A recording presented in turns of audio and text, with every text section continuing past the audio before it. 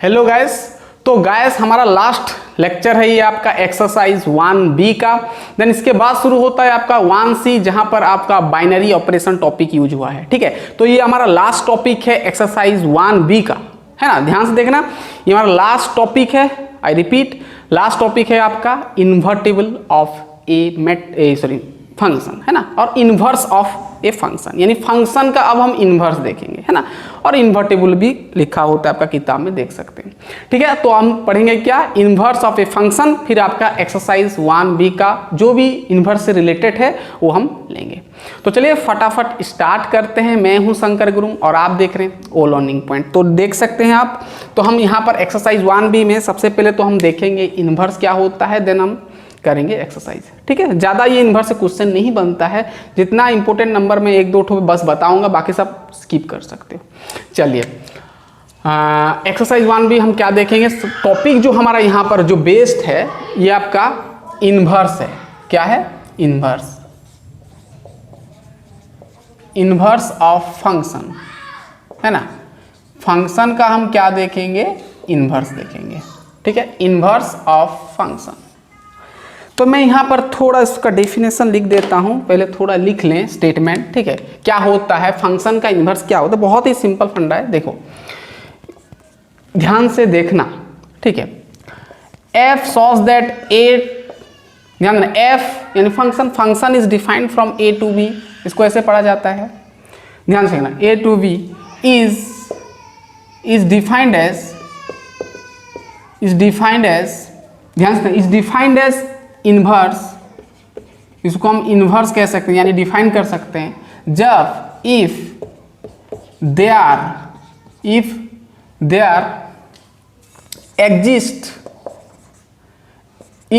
Exist function g such that B to A हो जाएगा। यानी यहाँ पर जो फंक्शन है A to B है, यानी फ्रॉम A to B, यहाँ पर जो नया फंक्शन यानी जो इन्वर्स आएगा आपका B to A हो जाएगा, यानी डोमेन रेंज इधर उधर हो जाएगा। ठीक है ना, डोमेन रेंज में बदल जाएगा, रेंज डोमेन में बदल जाएगा।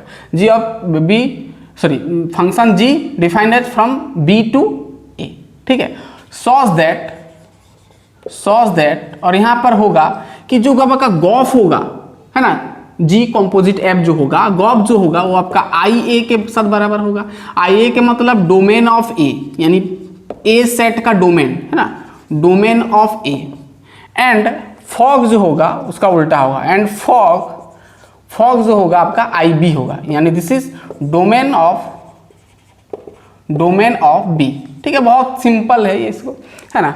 तो हम उतना डीप नहीं जाएंगे क्योंकि आपका जो CHSE उड़ीसा बोर्ड में उतना मतलब डेप्थ नहीं दिया, और क्वेश्चन भी यहाँ से ज़्यादा नहीं दिया है आपका एक्सरसाइज में, तो आने का चांसेस बहुत कम है। वैसे आपका NCERT में थोड़ा डिटेल दिया गया है, बहुत सारा नंबर भी करवाया है, तो हम तो NCERT छोड़ो, उसको हमारा CHSE का चल रहा है।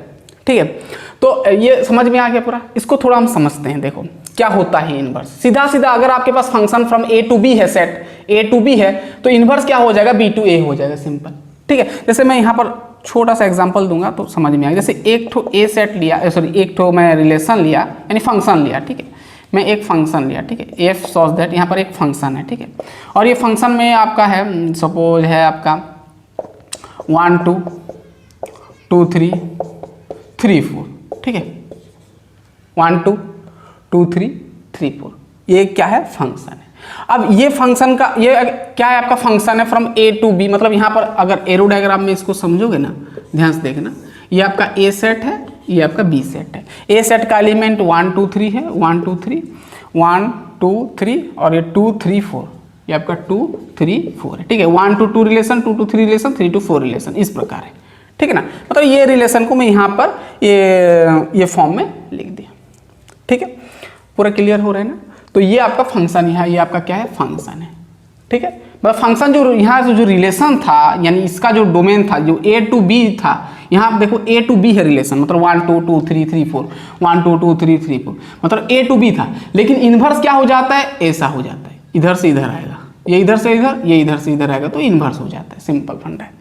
ठीक है, तो अगर हम यहाँ पर इन्वर्स निकालेंगे तो इन्वर्स को हम नया फंक्शन नाम देते हैं, जो कि हम यहाँ पर जी लिखें, डेफिनेशन के वाइज हम यहाँ पर जी लिखें, यानी जी यहाँ पर लिखोगे तो क्या हो जाएगा, पलट जाएगा, 1 2 है 2 1 आ जाएगा, 2 1 आ जाएगा, और यहाँ पर 3 2 आ जाएगा और यहाँ पर 4 3 आ जाएगा। सिंपल है ये आपका। और यहाँ पर जो ध्यान देना, ये जी को हम क्या बोलते हैं, इसको एफ इनवर्स ही कहते हैं। ये आपका इनवर्स होता है। क्या होता है? इनवर्स होता है। ध्यान से देखना, समझ में आया कुछ? अरे डोमेन रेंज में बदल जाएगा, ठीक है। यहाँ पर देखो डोमेन था, रेंज हो गया, मतलब यहाँ पर जो रेंज था डोमेन हो गया, और डोमेन था रेंज हो गया। वही सिंपल है, ठीक है। अब यहाँ पर ध्यान देना, जो आपका फंक्शन जो है इन्वर्स होता है ना, सब फंक्शन, सभी फंक्शन इन्वर्स नहीं होते हैं, यानी सभी फंक्शन इन्वर्टिबल नहीं होता है। यहाँ पर देखना, कई बार यहाँ पर जो किताब में आपका इन्वर्टिबल भी लिखा होता है, एक वही चीज़ है इन्वर्टिबल, ठीक है, इन्वर्टिबल ऑफ फंक्शन, ठीक है। मतलब हर फंक्शन आपका इन्वर्टिबल नहीं होता है, कुछ फंक्शन, कुछ मतलब एक ही तो उसका कंडीशन याद रखना, कौन सा फंक्शन को हम इन्वर्टिबल कहेंगे, जब फंक्शन ना आपका बाइजेक्टिव होगा, बाइजेक्टिव, या तो फिर आप 1 1 एंड ऑन 2 कह सकते हो, ठीक है। यानी यहाँ पर ध्यान देना, इसको मैं मिटाया, ठीक है। यानी यहाँ पर नोट करो कि जो आपका फंक्शन होगा वो आपका मतलब क्या बोला मैं, इन्वर्स, मतलब ये जो फंक्शन, मतलब फंक्शन इन्वर्स कब होगा, जब एफ जो है ना, यानी फंक्शन जो है आपका बाइजेक्टिव होगा। क्या होगा? बाइजेक्टिव। बाइजेक्टिव को हम क्या बोलते हैं, 1 1 एंड ऑन 2 होगा। ये चीज नोट करना, फंक्शन अगर 1 1 एंड ऑन 2 है, तब जाकर ये आपका क्या होगा, एफ इन्वर्स हो सकता है, यानी इन्वर्टिबल हो सकता है, ठीक है ना। समझ में? Function is invertible if function is bijective और 1 1 एंड ऑन 2 होगा, ठीक है। समझ में आ गया? नोट कर लिए, फंक्शन कब होगा, जब बाइजेक्टिव होगा तब उसका इन्वर्स हो सकता है, सीधा सीधा। कोई भी फंक्शन का इन्वर्स कब हो सकता है, जब वो फंक्शन आपका बाइजेक्टिव होगा, या तो फिर 1 1 कह सकते हो एंड ऑन 2, ठीक है।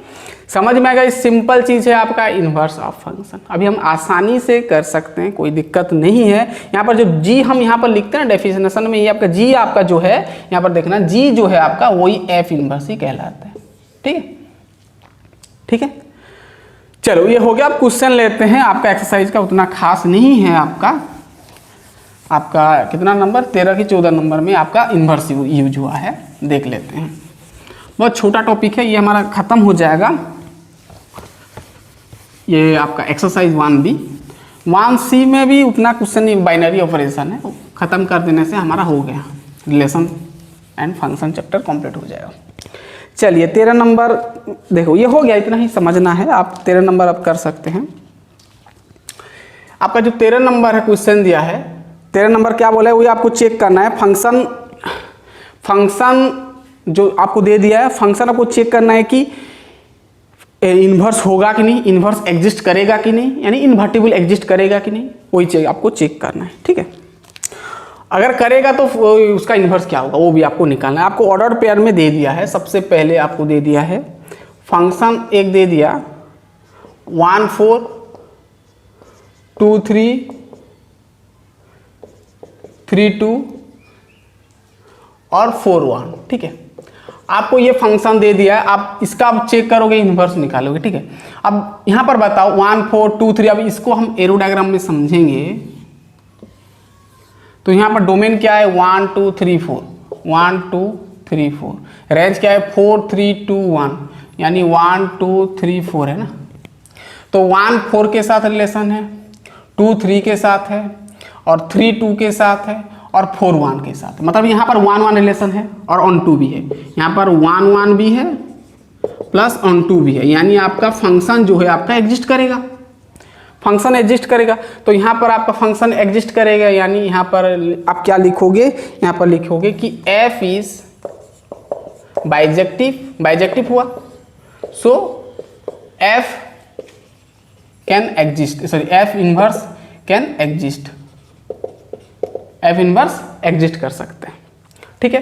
अगर f इनवर्स एग्जिस्ट कर रहा है तो f इनवर्स भी आपको निकालने को बोला है। क्वेश्चन समझ में है ना, एग्जिस्ट कर रहा है कि नहीं, देखो एग्जिस्ट कर रहा है। अब एग्जिस्ट अगर कर रहा है तो उसका इनवर्स भी निकालो। इनवर्स कैसा होगा भाई, 1 4 तो क्या हो जाएगा, 4 1 हो जाएगा, ठीक है, 4 1 हो जाएगा। फिर क्या हो जाएगा आपका, 4 1 होगा, फिर 1 4 4 1 हो गया, अब 2 3 हो जाएगा, और 3 2 है, 2 3 हो गया। अब ये आपका 4 1 है, 1 4 हो गया, ठीक है, 2 3 था, ये आपका सॉरी ये आपका 3 2 हो जाएगा, 3 2 हो गया, और ये आपका 2 3 2 था, 2 3 हो गया। ठीक है, फंक्शन हो गया। ठीक उसी तरह सेकंड नंबर आपको दिया है f इक्वल टू, ध्यान से देखना, 1 3 1 3 2 1 2 1 के बाद 3 1, फिर दिया है आपका 4 2। ठीक है, अब बताओ ये फंक्शन इन्वर्स होगा कि नहीं फंक्शन का? तो यहाँ पर अगर गौर से देखोगे तो 1 3 है, 2 3 है, जैसे 2 1 है, 3 1 है, 4 2 है। अगर इसको हम वही एरो डायग्राम में समझेंगे, ठीक है, तो अच्छे से समझ में आएगा। देखो तो यहाँ पर जो है आपका 2 सेट है, ठीक है, 2 सेट के बीच में होता है फंक्शन। तो यहाँ पर 1 2 3 4 है, 1 2 3 4 है, इधर है आपका 3 1 1 2, यानी आपका 1 2 3 है, कह सकते हो। ठीक है, अब देखो 1 3 के साथ रिलेशन है, 2 1 के साथ है, 3 भी 1 के साथ है, और 4 2 के साथ है। देखो ये फंक्शन होगा क्या?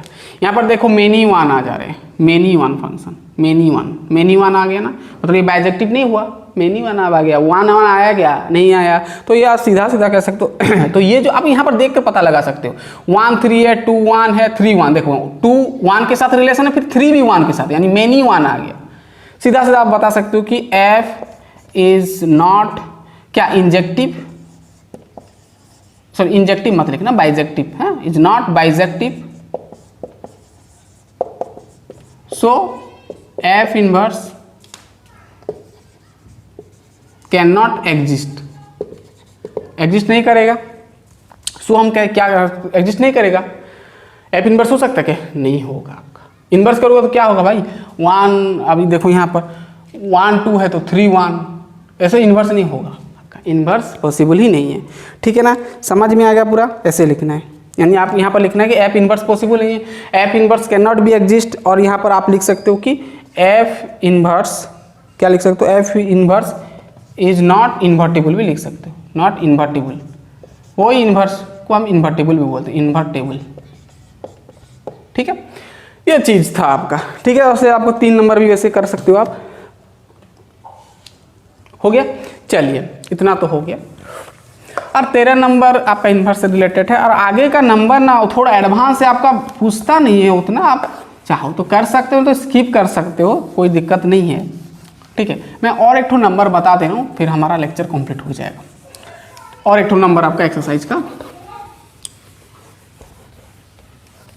चलो 14 नंबर आप कर सकते हो, छोटा नंबर शॉर्ट क्वेश्चन है, छोड़ो मैं छोड़ रहा हूँ। आपका 15 नंबर एक ठो देखो तो ध्यान से देखना, 15 नंबर आपका ध्यान से देखना, 15 नंबर, बाकी का आप कर सकते हो तो स्किप कर सकते हो, उतना खास नहीं है। ठीक है ना, डरो मत, कुछ नहीं होगा। आपका दिया है एफ ए इंटरसेक्शन बी, आपको एक एग्जाम्पल लेके आपको शो करना है कि ये जो है ना, ये जो आपको आइडेंटिटी दिया है इसको आपको प्रूव करना है। ठीक है, यहाँ पर बोल दिया है कि where A intersection B does not equal to 5, ये दे दिया आपको हिंट्स। वेयर आपको क्या करना है, कंस्ट्रक्ट एन एग्जाम्पल, आपको एक एग्जाम्पल दे के आपको समझाना है कि ये इक्वल टू ये नहीं होगा, ये डज नॉट इक्वल टू ये, आपको एग्जाम्पल एक ठो दे के करना है। ठीक है, क्वेश्चन समझ में आया क्या बोला है, construct an example to show that इतना इक्वल टू इतना, where A intersection B equal to A does not equal to 5, वही आपको शो करना। एक एग्जाम्पल आपको जो भी मन लग रहा है आप दे सकते हैं, है ना। ऐसा एग्जाम्पल देना जो कि ये इसके साथ इक्वल नहीं होना चाहिए। ठीक है ना, तो मैं यहाँ पर सोचा और मैं यहाँ पर दिया, लेट सपोज मैं एक फंक्शन लिया जो कि है आपका cos x, ठीक है, और फिर मैं लिखा लेट ध्यान से देखना, एक मैं सेट लिया A और इसका मैं लिखा डोमेन 0 लिखा और π/2 लिखा, है ना, और एक मैं लिया सेट B और B कह सकते, हाँ सेट B लिखा, इसका जो एलिमेंट्स है मैं लिखा, क्या लिखा, 0 और 2π लिखा, यानी 260, है ना। ठीक है, कितना लिखा, इसको हम π/2 कर लेते हैं, π/2 और ये 2π, ठीक है, 0 π/2, ठीक है। मैं अपने अनुसार ये ले लिया, ए इक्वल टू इतना, बी इक्वल टू सेट ले लिया मैं, ठीक है, एलिमेंट सब। अब हमको ये इक्वल टू ये शो करना है, मतलब does not equal to show करना है। तो सबसे पहले मैं क्या कर रहा हूँ, ये मैं इसको देखो, यहाँ पर मैं पहले एफ ऑफ ए निकाला, ठीक है, एफ ऑफ ए निकाला तो क्या होगा, देखो एफ ऑफ ए निकाला तो क्या आएगा, एफ ऑफ ए निकालूंगा तो क्या आएगा भाई, देखो एफ ऑफ ए अगर मैं निकालूंगा, मतलब यहाँ पर जो फंक्शन है कॉस एक्स है, एक्स जगह और पहले जीरो डालो तो कॉस जीरो 1 हो जाएगा, कॉस जीरो हो जाएगा। फिर आप क्या लिखो, कॉस पाई बाय 2 डालोगे तो कॉस पाई बाय 2, ठीक है। अब ये क्या हो जाए, कॉस जीरो 1 होता है या कॉस 90 आपका 0 होता है ना, 1 0, और 1 0 को आप 0 1 भी लिख सकते हो, ठीक है, समझ में आया कि नहीं, ठीक है। अब उसी तरह मैं एफ ऑफ बी निकाला, क्योंकि एफ ऑफ ए निकाल लेंगे, एफ ऑफ बी निकाल लेंगे, then we can find f of A intersection f of B, ठीक है। तो हाँ, तो क्या हो जाएगा, ये देखो आप cos B f of B निकालेंगे, है ना, मतलब ये डालना है एफ ऑफ बी, मतलब बी का जो आपका एलिमेंट्स यहाँ पर डाल दो, तो ये आपका कॉस पाई बाय 2 कॉस 2 पाई, ठीक है। तो कॉस पाई बाय 2 का वैल्यू होता है, कितना होता है भाई, 0 होता है ना, 0, और कॉस 2 पाई यानी आपका होता है 1, ठीक है। अब देखो दोनों का क्या आया, सेम आया, ठीक है। अब यहाँ पर आपको निकालना क्या है, एफ ऑफ ए इंटरसेक्शन कर देना है एफ ऑफ बी कर देना है। तो एफ ऑफ ए का वैल्यू देखो 0 1 है, ठीक है, इंटरसेक्शन कर दो आपका 0 1, तो आपका क्या आएगा, वही आपका 0 1 आएगा, ठीक है। क्या आ गया आपका 0 1 आ गया, ठीक है। इंटरसेक्शन जानते हो ना, सेम सेम एलिमेंट्स को लिखना होता है, तो 0 0 दोनों में है तो 0 लिखा, 1 1 दोनों में है तो 1 लिखा। ये कहानी हो गया आपका RHS वाला कहानी, ये वाला आपका इतना मिला, ठीक है ना, ये आपका लिख देना यहाँ पर RHS। अब LHS देखते हैं, तो RHS हो गया। अब LHS को चेक करते हैं, ठीक है, इसको मिटाया मैं, चलो इसको नहीं, मैं इधर कर दे रहा हूँ, हो जाएगा यहाँ पे, ठीक है। अब LHS देखो क्या है, एफ ऑफ है, तो LHS रुको, पहले हम ये निकाल लेते हैं, ए यूनियन बी निकाल लेते हैं, ठीक है, ए यूनियन बी निकाल लेते हैं, सॉरी ए इंटरसेक्शन है, ए इंटरसेक्शन बी। अब मुझे बताओ, ए इंटरसेक्शन बी करेंगे, ए इंटरसेक्शन बी करेंगे तो भाई कितना आएगा, 0 दोनों में नहीं है तो 0 को स्किप करो, पाई बाय 2 दोनों में है तो पाई बाय 2 बस होगा, ठीक है। इंटरसेक्शन का नियम जानते हो ना, अगर दो सेट में जो कॉमन एलिमेंट होता है उसको लिखते हैं, तो पाई बाय 2 दोनों में है तो दोनों में लिखा।